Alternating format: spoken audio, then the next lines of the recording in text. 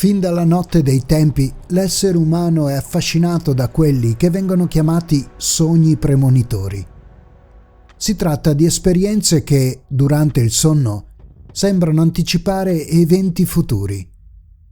Mentre la psicologia li definisce come una selezione di immagini legate alla realtà, in numerose culture sono veri e propri messaggi che danno precise indicazioni e che non vanno mai ignorati. Mi chiamo Marcello Monti, benvenuti a Rock and Crime. Questa è la storia di Stevie Ray Vaughan. È il 27 agosto del 1990 e il mondo della musica non sa che a East Troy, nel Wisconsin, sta per perdere uno dei suoi protagonisti più talentuosi. Dalla fine degli anni '80 la musica blues e rock blues sta vivendo una sorta di seconda giovinezza, facendo adepti in tutto il mondo. Oltre alla riscoperta dei classici, emerge una nuova generazione di musicisti che rendono il blues più moderno, più adatto ai tempi.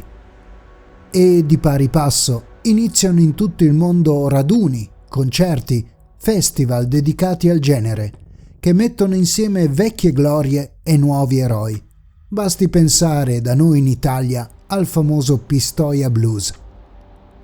Proprio in quei giorni, a fine agosto 1990, si tiene uno di questi mega raduni, il Festival Blues di Alpine Valley, che vede in cartellone mostri sacri come Eric Clapton e Buddy Guy e nuove leggende, come appunto Stevie Ray Vaughan.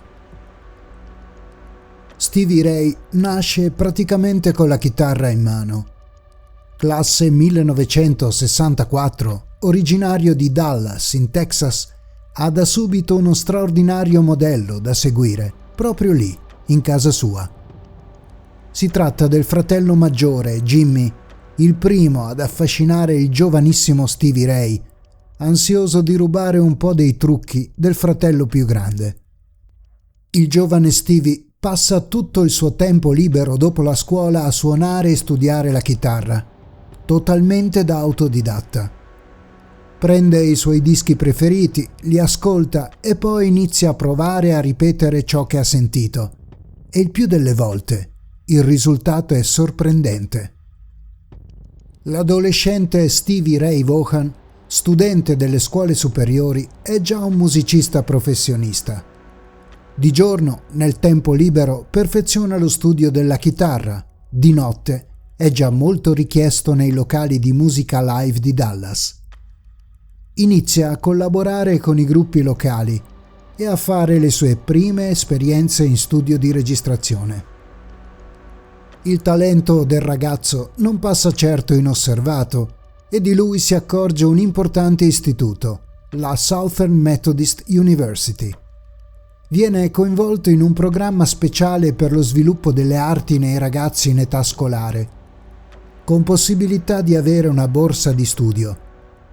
Ma nella mente di Stevie ci sono ben altri progetti e la scuola non viene vista dal ragazzo come un'opportunità, ma come un ostacolo.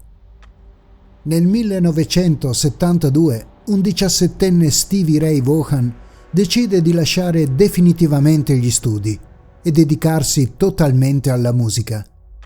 Si trasferisce in un'altra città, ad Austin, e qui comincia a formare molti gruppi, la maggior parte dei quali ha vita breve. La svolta avviene nel 1978, quando forma la band che lo farà conoscere al grande pubblico, i Double Trouble. Il suono della band è qualcosa di unico, una miscela travolgente di rock, blues e tecnica chitarristica inarrivabile. Il nome dei Double Trouble inizia a circolare non solo tra gli appassionati locali, ma anche a livello nazionale ed è quello che più conta, tra gli addetti ai lavori.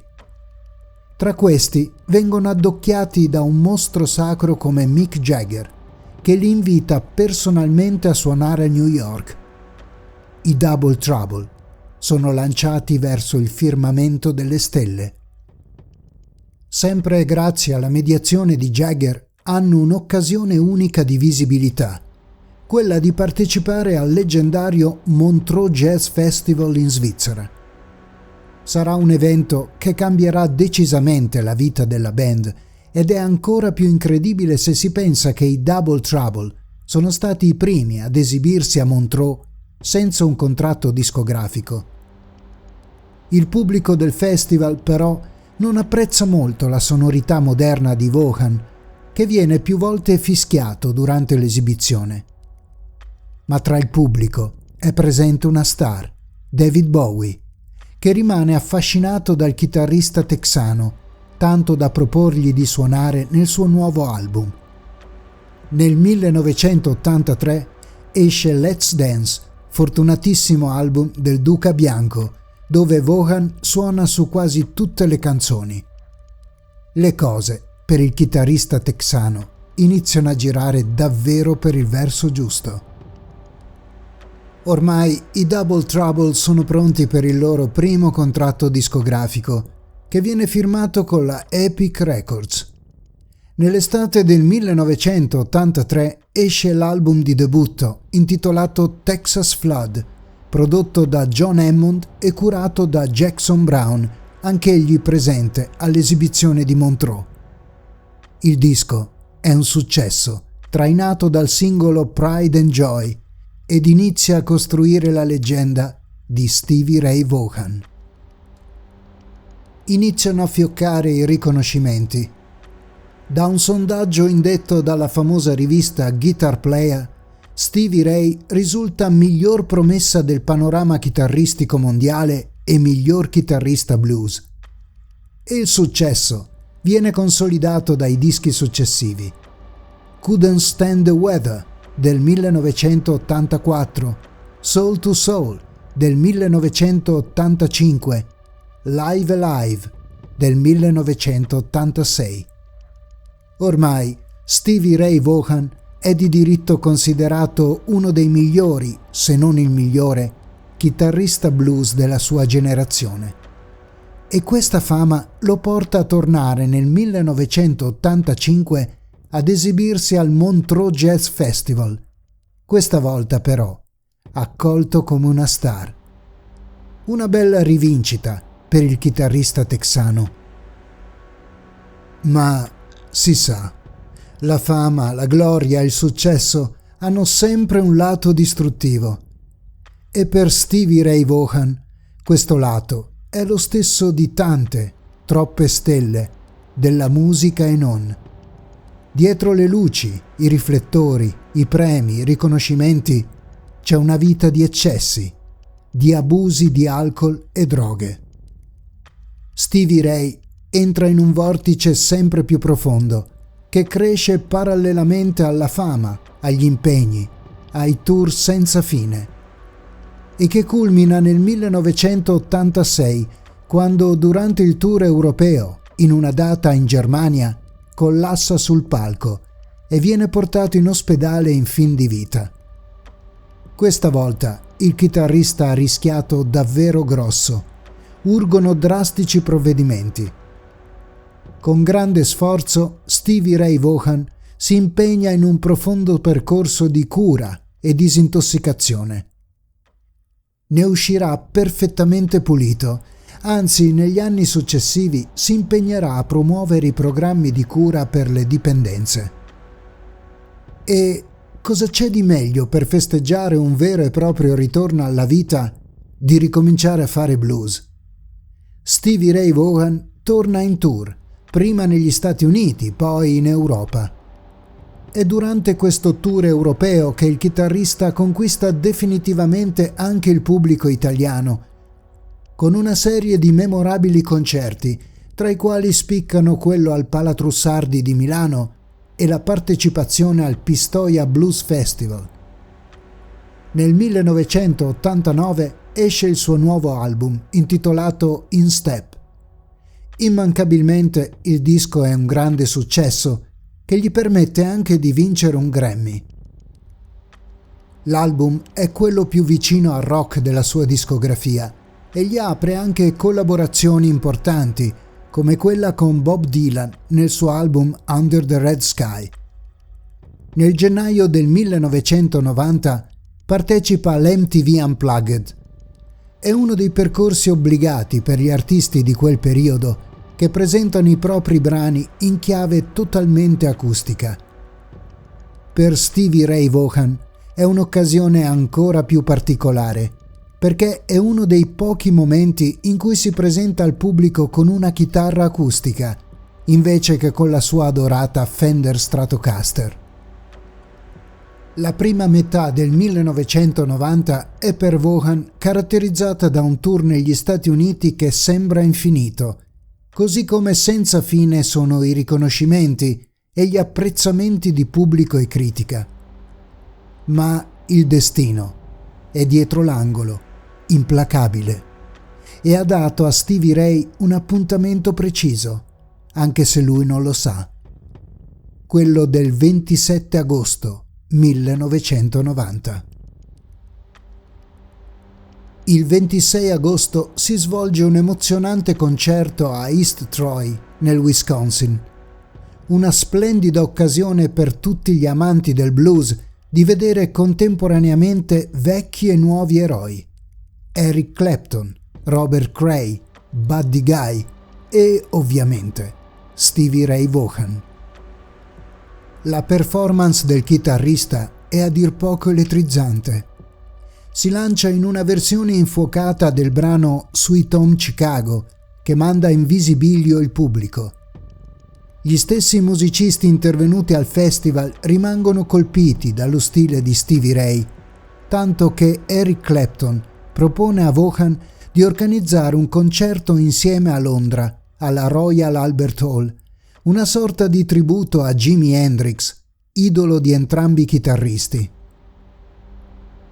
Stevie Ray Vaughan ed Eric Clapton stanno per giungere ad un accordo quando nella conversazione si intromette Peter Jackson, il tour manager di Clapton, visibilmente preoccupato. Il tempo a East Troy sta peggiorando a vista d'occhio ed è necessario organizzarsi per partire presto, per rispettare gli impegni presi per i giorni seguenti. Il festival all'Alpine Valley finisce molto tardi e poche ore dopo, su una pista improvvisata nei pressi del luogo dell'esibizione, ci sono già 4 elicotteri noleggiati dalla produzione, pronti a partire per trasferire a Chicago Eric Clapton e i membri del suo entourage. Insieme al gruppo di Clapton è prevista la partenza anche di Stevie Ray, di suo fratello Jimmy e di Connie, la moglie di quest'ultimo. Ma c'è un imprevisto, un inaspettato cambio di programma. Per un errore organizzativo viene comunicato ai Vaughan che purtroppo i posti riservati a loro non sono 3, bensì uno solo. I 3 posti restanti sono stati occupati da Bobby Brooks, Nigel Brown e Colin Smithy, membri dello staff di Clapton. I 2 fratelli Vaughan, Jimmy e Stevie Ray, iniziano a discutere su chi potrebbe salire sull'elicottero.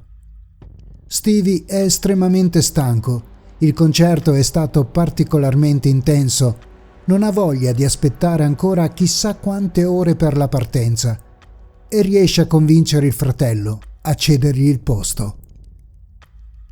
E così Jimmy Vaughan insieme alla moglie rimane a terra, mentre Stevie Ray sale sull'elicottero, occupando l'ultimo posto disponibile.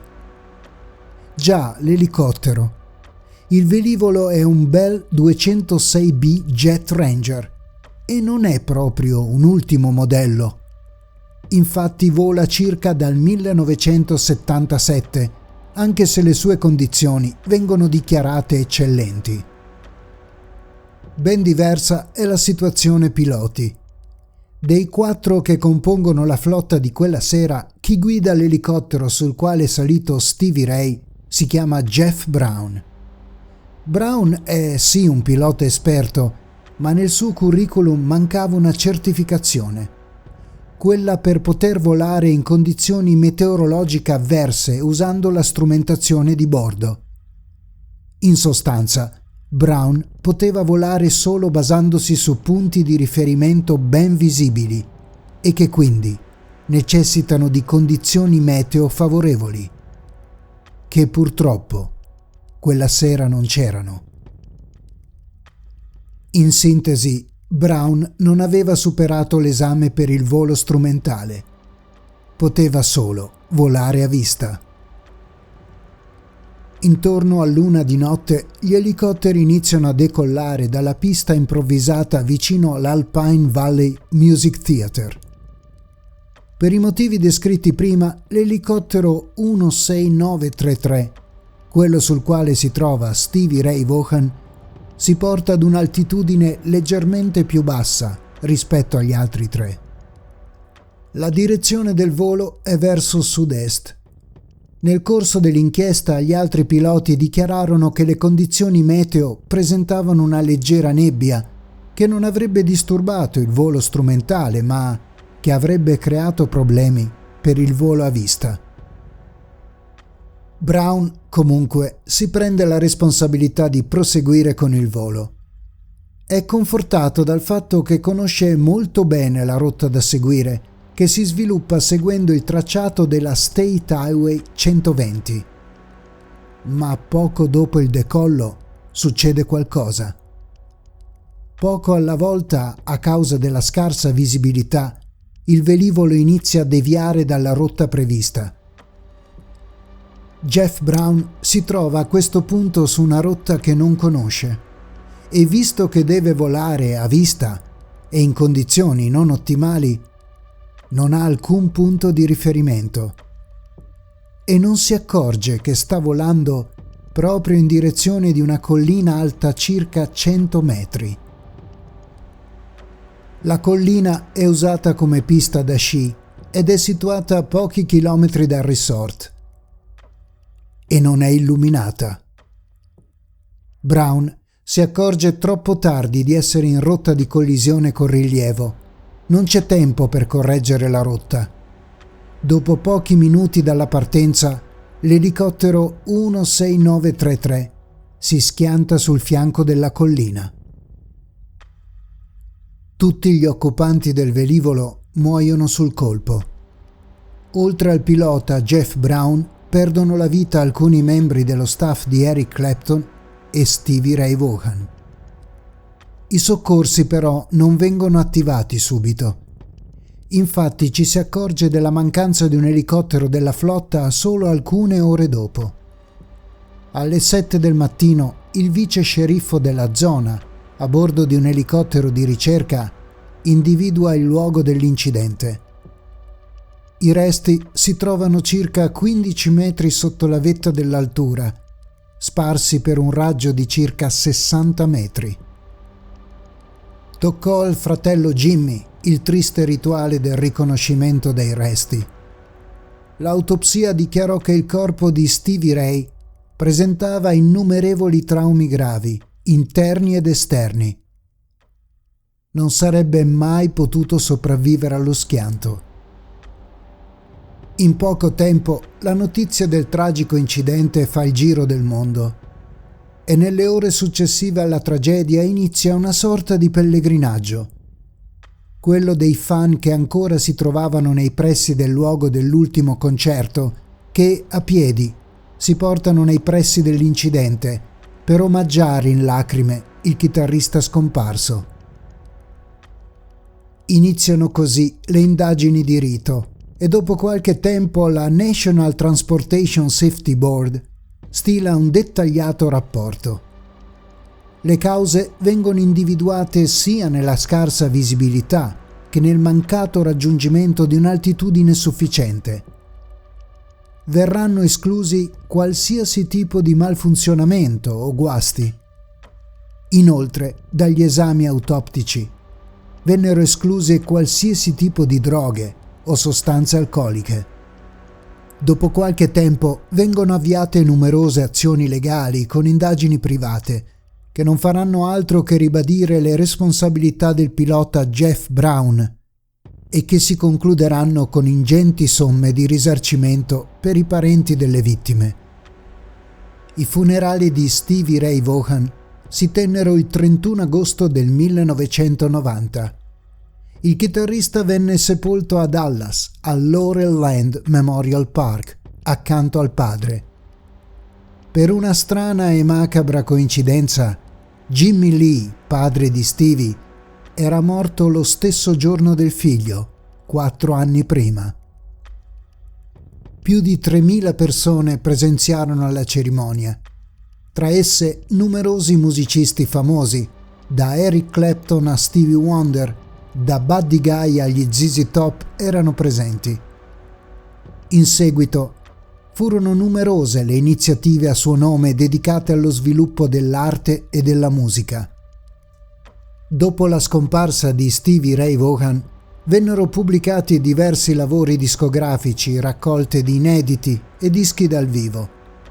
La sua famosa chitarra Fender Stratocaster, modificata grazie alle precise indicazioni di Stevie, cominciò ad essere prodotta in serie, diventando un grande successo commerciale tra i chitarristi. Ma fu il suo stile innovativo, la sua eredità più grande, stile che ha cambiato per sempre il modo di suonare il blues. Ma ricordate, all'inizio del racconto avevamo parlato di sogni. Cosa c'entrano i sogni con un incidente di volo? Il fatto è che Stevie Ray Vaughan aveva confidato ai suoi amici e musicisti presenti con lui in quella tragica notte che la sera prima aveva fatto un incubo in cui aveva visto il suo funerale dall'alto, la folla di persone piangenti e il suo corpo sdraiato. Ma curiosamente, nel sogno, non aveva con sé la sua amata chitarra Fender che lo accompagnava sempre. Beh, che ci crediate o no, in quella maledetta notte all'Alpine Valley Resort, Stevie Ray Vaughan aveva consentito di viaggiare senza la sua chitarra. Marcello Monti vi saluta e vi dà appuntamento ad una nuova storia di Rock and Crime.